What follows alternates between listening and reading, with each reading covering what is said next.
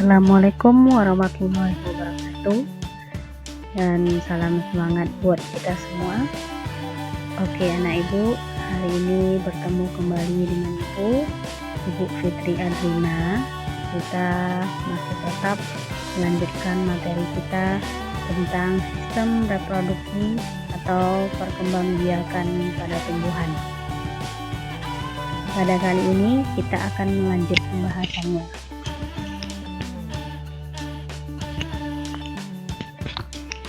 Jika pada manusia sistem reproduksi itu, maka kita akan ingat bahwa ada namanya sel sperma dan sel telur, dan itu berkaitan dengan seksual.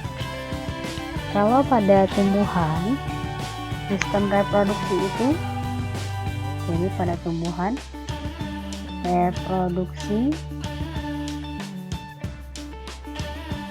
itu sama dengan perkembangbiakan. Yang harus kamu ingat terlebih dahulu, perkembangbiakan. Jadi kalau pada tumbuhan itu reproduksi sama dengan perkembangbiakan. Jadi kalau reproduksi tumbuhan artinya sama dengan perkembangbiakan tumbuhan. Pada tumbuhan itu reproduksi itu dikenal ada dua. Yang pertama itu adalah ada namanya perkembangbiakan seksual. Jadi yang pertama itu adalah namanya seksual. Kemudian yang berikutnya ada namanya aseksual. Maka kalau pada tumbuhan seksual itu sama dengan generatif. Sedangkan aseksual itu sama dengan vegetatif.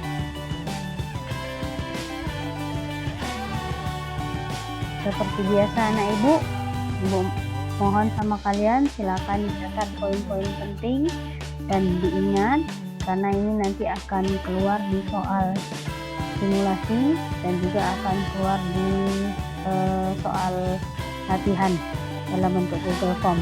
Maka silakan dicatat dan diingat.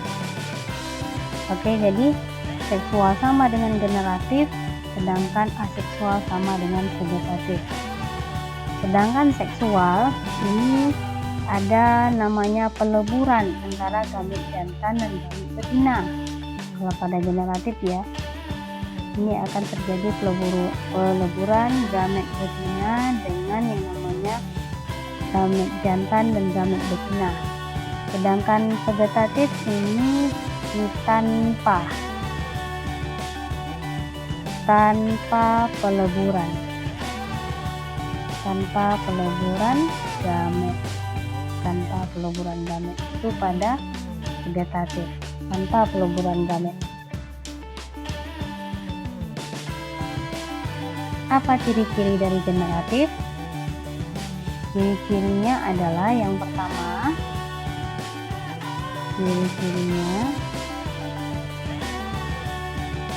pertama, karena dia ada dari induk jantan dan induk betina, berarti merupakan gabungan dari dua induk.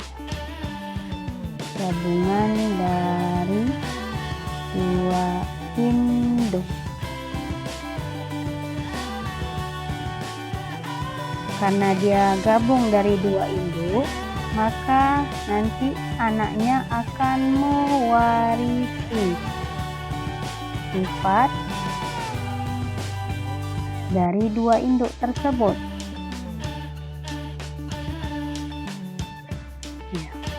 Kemudian berikutnya, karena dia mewarisi sifat dari dua induknya, maka hasil anaknya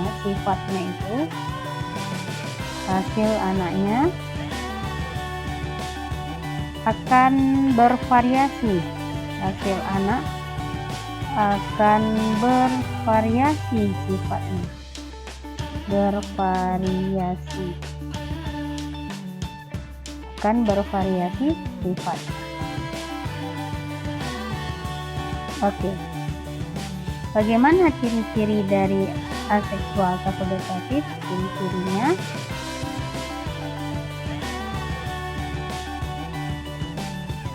Ciri-cirinya yang pertama adalah dia hanya ada satu induk, hanya satu induk. Kemudian karena dia hanya satu induk, berarti dia mewarisi ya.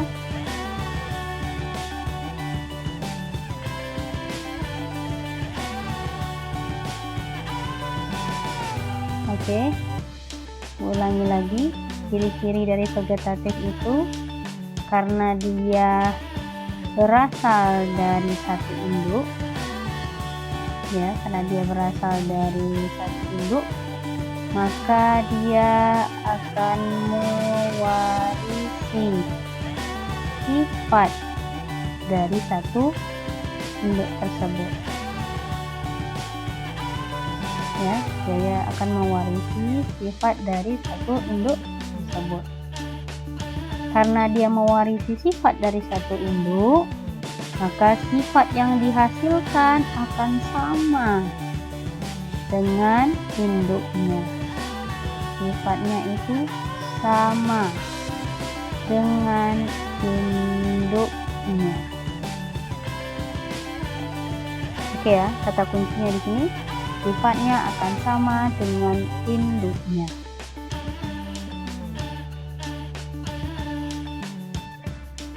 Kemudian vegetatif itu kan terbagi atas dua, nanti akan dijelaskan. Ada namanya vegetatif alami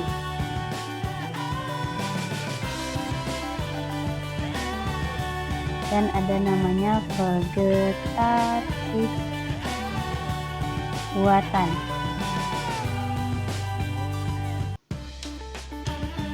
Ya, dari namanya sudah jelas. Kalau namanya vegetatif alami, maka tidak dengan bantuan manusia. Ya, tidak bantuan manusia. Sedangkan yang namanya buatan, vegetatif buatan, berarti dengan bantuan manusia.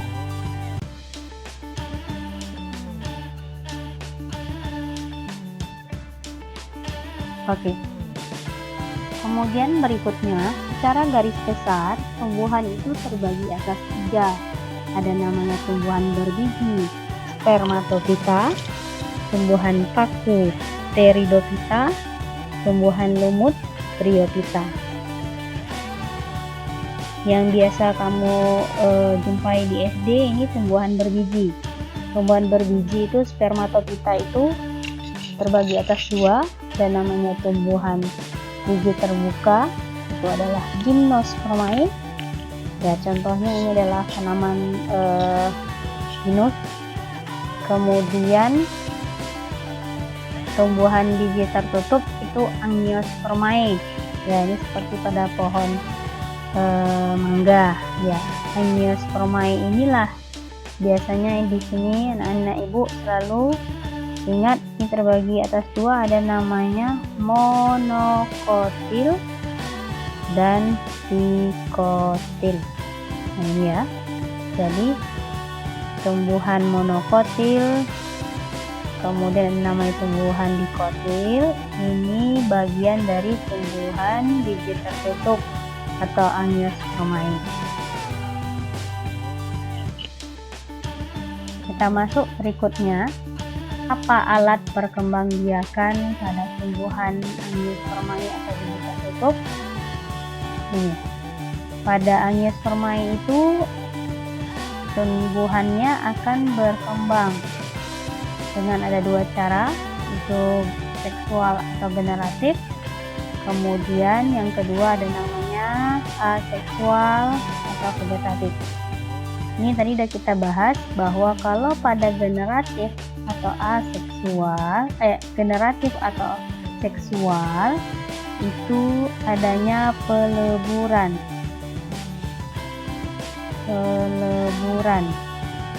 gamet jantan dan gamet betina. Gamet jantannya apa? Itu namanya adalah benang sari.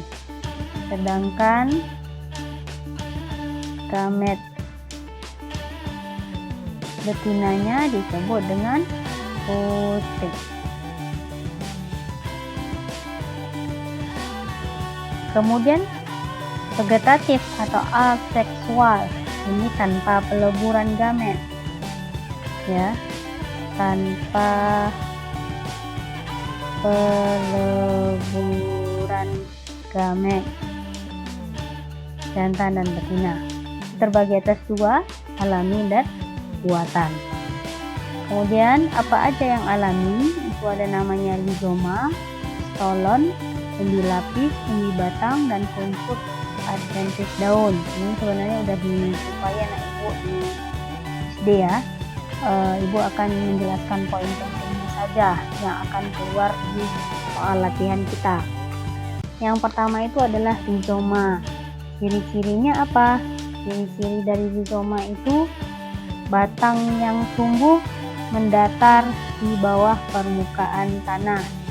Jadi dia akan tumbuh di bawah permukaan tanah, bukan di atas ya. Dia akan tumbuh di bawah permukaan tanah. Kemudian ciri-ciri berikutnya, mempunyai akar tetapi berbuku-buku seperti batang. Jadi dia nanti ada namanya berbuku-buku. Kemudian berikutnya, pada ujungnya terdapat kuncup. Jadi nanti ada namanya kuncup ujung.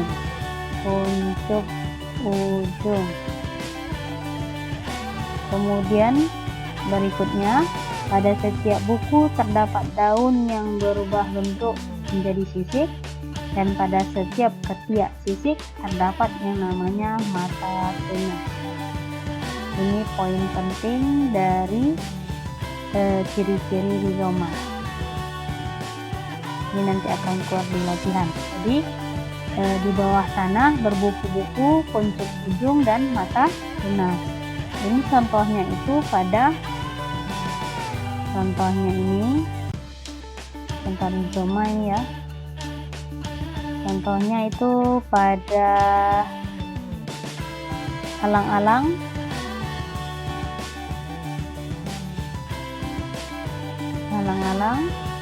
kemudian bunga tasbih,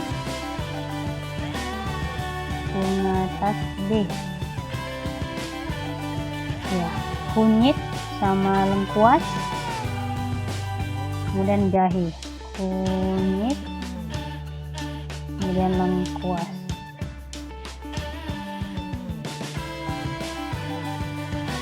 Kemudian berikut stroberi. Ini stroberi itu menggunakan stolon. Ya, ini contohnya adalah stroberi. Ya, stolon ini contohnya adalah stroberi.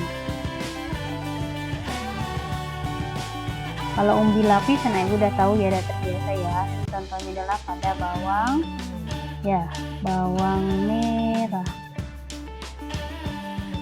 Kalau umbi batang contohnya itu adalah pada kentang.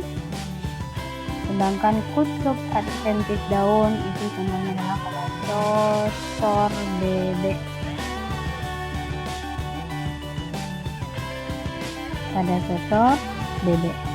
Kemudian lanjut berikutnya, kita masuk yang buatan. Ada namanya mencangkok. Keuntungannya itu adalah pada pencangkok ini sifatnya yang dihasilkan itu akan sama dengan induknya. Ya, sifatnya sama dengan induknya.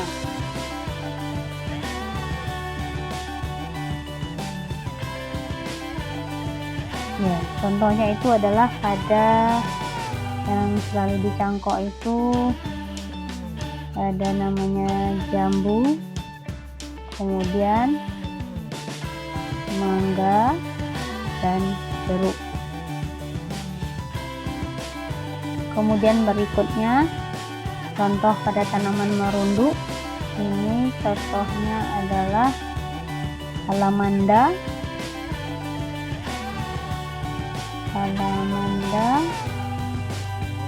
kemudian bougainville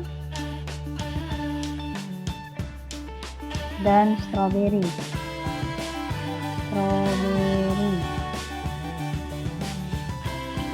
Oke, kita lanjutkan tadi bahwa yang buatan ini pada stek itu contohnya adalah stek bunga kembang sepatu.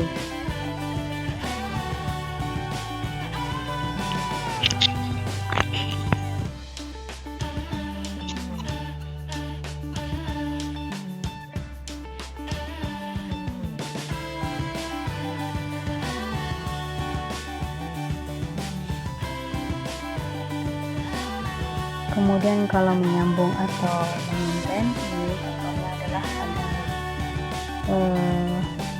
ada juga kadang-kadang bougainville ya.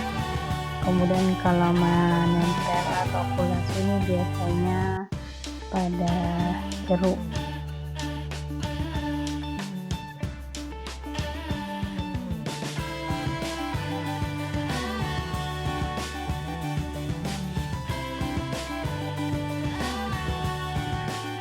Kemudian kita lanjutkan.